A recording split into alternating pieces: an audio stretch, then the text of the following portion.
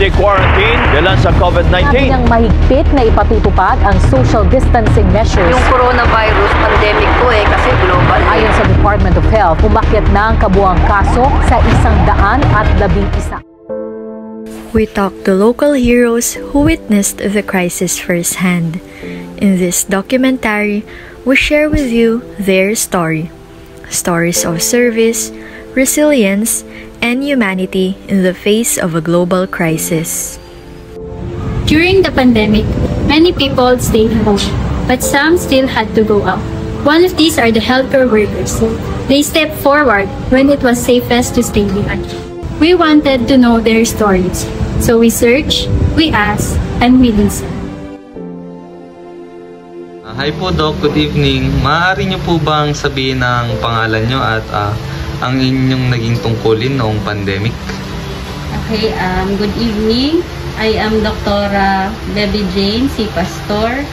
And ang role ko during pandemic, actually hindi pa ako doktor nung time na yon. Nagtitraining pa lang ako. That was internship sa Perpetual, Binyan, Laguna. So bali, during that time, medyo struggle kami kasi sobrang limited. Kasi under pa kami sa school. So hindi pa kami gaanong ine-expose sa ER.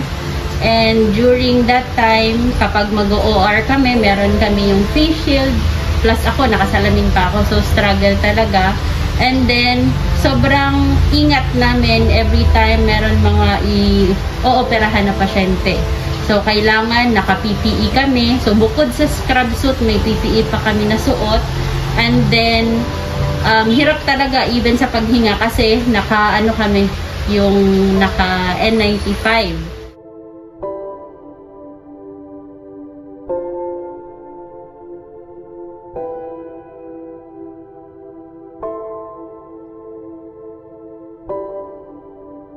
Paano niyo po masasabi na binago ng pandemic ang pananaw niyo sa buhay at bilang isang healthcare worker? Binago ng pandemic ang pananaw niyo sa buhay. Actually, ang hirap kasi during that time hindi ko ini-expect na ganun pala ka-risky yung buhay bilang isang frontliner, lalo na kung merong mga sintomas na involve ang respiratory diseases or magkakaroon man ng mga bagong sakit na respiratory diseases. Kasi unang-una sa lahat, healthcare worker talaga ang pinaka-at risk. Ayaw man namin ma-risk yung mga family member namin, pero kailangan namin pumasok sa trabaho.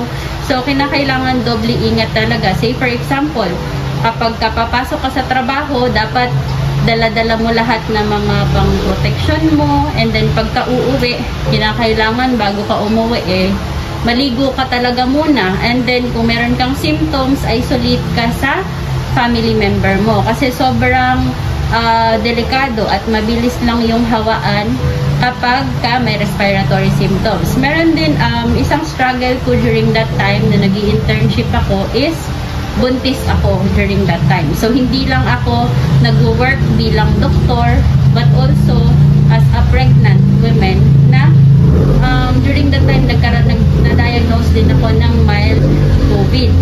So, salamat sa COVID vaccine, prior na nagkaroon ako ng ganong sakit, ay nabigyan muna ako ng yung AstraZeneca and then yung sa Sinovac na vaccine. So, hindi ganon siya kalala ang naging manifestation sa akin.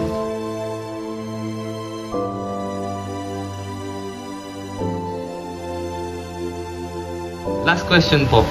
Ano pong masasabi nyo sa mga tao na nagnanais maging healthcare worker sa future? So, sa mga taong nagnanais maging healthcare worker sa future, commonly kasi pagka iniisip or thinking, kapag ka-doktor ka, mabilis kang yayaman, mabilis kang magkakaroon ng pera. Pero as time goes by na naging doktor ako, parang masasabi ko sa sarili ko na, ay, scam pala yun. Kasi hindi talaga ganon. Pag naging doktor ka, kinakailangan una, passionate ka. Nasa puso mo ba talaga ang pagbibigay ng tulong, pagbibigay ng treatment sa mga may sakit? Kasi hindi sa lahat ng oras ay lahat ng pasyente mo ay may pera. Merong ibang pasyente na lalapit sa'yo, walang kapera-pera. Minsan, tatawaran ka pa na, Dok, ito lang talaga yung kaya ko, okay lang ba na magpa-consult? Kasi sa ibang doktor, tinatanggihan. Pero ako ay encounter patient na walang-wala talaga. So, kapag nasa puso mo ang pagiging doktor, yung pera ay wala.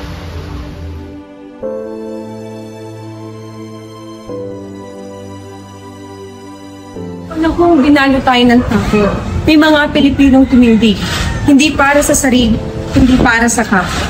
And when the world would silence reindeer, they spoke for action.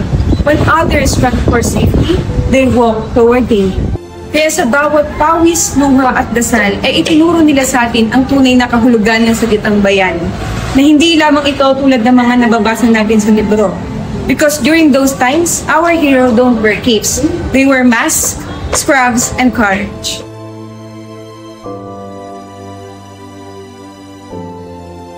They are the heartbeat of this nation, and as we move forward, let their courage echo in our choices. Mabuhay ang ating mga bayani, mabuhay ang mga Pilipino.